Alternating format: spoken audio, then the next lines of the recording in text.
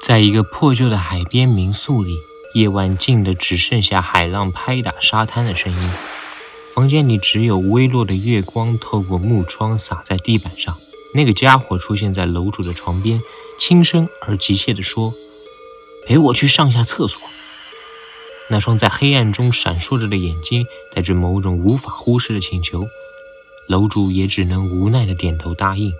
可谁也没料到，这是一个不祥的开始。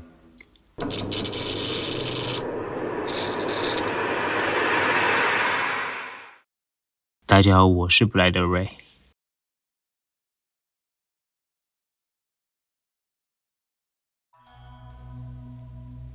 高中的时候，我参加社团集训，在一间海边的民宿里过夜。民宿是由一个长相可怕的大叔经营，虽然价格便宜，却是个破破烂烂、眼看就快要倒塌似的木造建筑。晚上，大家睡在房间里的时候，我突然被摇醒。我睡眼惺忪、迷糊地望向叫醒我的家伙。我想去上厕所，可是我一个人不敢去。他对我耳语说。我虽困得不行，他却残忍地拜托啦，求求你啦的拜托我。我只好好啦，知道了啦，这样去应付他。钻出被窝，不吵醒任何人，和他蹑手蹑脚地走出了房间。厕所到底在哪里呀？我问他。他有点扭扭捏捏地说，是在房子外面，但是又脏又臭，而且还没有灯，实在是暗得可怕。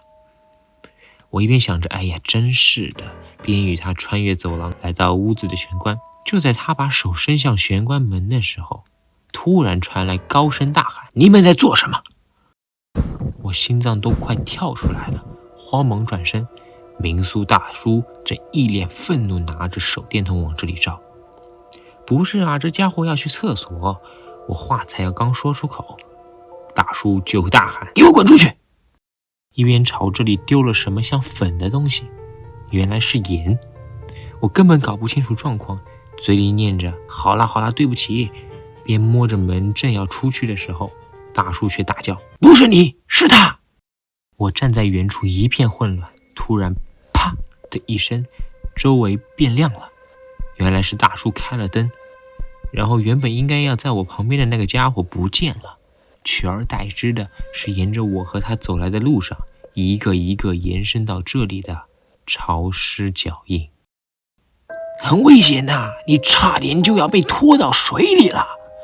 好了，快回去睡觉吧。大叔在对我说完之后，我全身鸡皮疙瘩的回到房间的时候，这时我才发现，原来除了我之外，所有人都在睡觉，爬起来的只有我一个。